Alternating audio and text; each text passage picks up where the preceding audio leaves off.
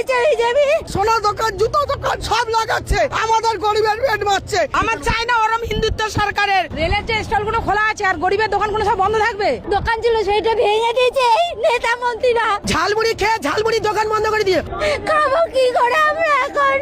ওনাকে পাল্টাতে বলেছি বলি এমনি ভাবে পাল্টিয়ে দেবে। যারা গরিবের পেটে লাথি মারবে তাদের দিয়ে কি হবে? আমাদের লাইনে গলা দিতে হবে, আমরা মরে গেলে এরা শান্তি। আমাদের 2 টাকা 10 টাকাতে ওনাদের চোখ পড়ছে, আমাদের পেটে লাত মেরে আচ্ছা দিন করবে। আমাদের হাজার হাজার টাকার মাল বিনা মতলবে তুলে লুট করে দিল লোককে দিয়ে। 3000 টাকা অন্নপূর্ণা ভান্ডার দিলে কি পেট ভরবে? আমাদের পেটে লাথি মেরে দিচ্ছে স্যার, আমাদের পেটে লাথি উনি বিরোধী দলনেতা থাকাকালীন বলেছিল একটা হকার উচ্ছেদ হবে না, যদি কোনো জায়গায় উচ্ছেদ হয় আমাকে বলবেন। আমরা আজকে শুভেন্দুদাকে বলছি শিয়ালদা স্টেশনে দেখুন হাজার হাজার হকার নাকে পেতে এবং দোকান তুলে দিয়েছে আরপিএফরা। কি বলছে? লাগাতে দেবো না, সোনার দোকান, জুতো দোকান সব লাগাচ্ছে, আমাদের গরিবের পেট মারছে।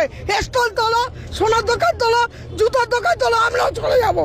রেলের যে স্টলগুলো খোলা আছে আর গরিবের দোকানগুলো সব বন্ধ থাকবে। সবার তো আর দামি খাবার কিনে খাবার ক্ষমতা নেই। 10 টাকা তো ঝালমুড়ি খেয়ে পেটটা ভর্তি করতে পারতো। পাল্টাতে চাইছে, এরকম পাল্টাতে চাইছে কি?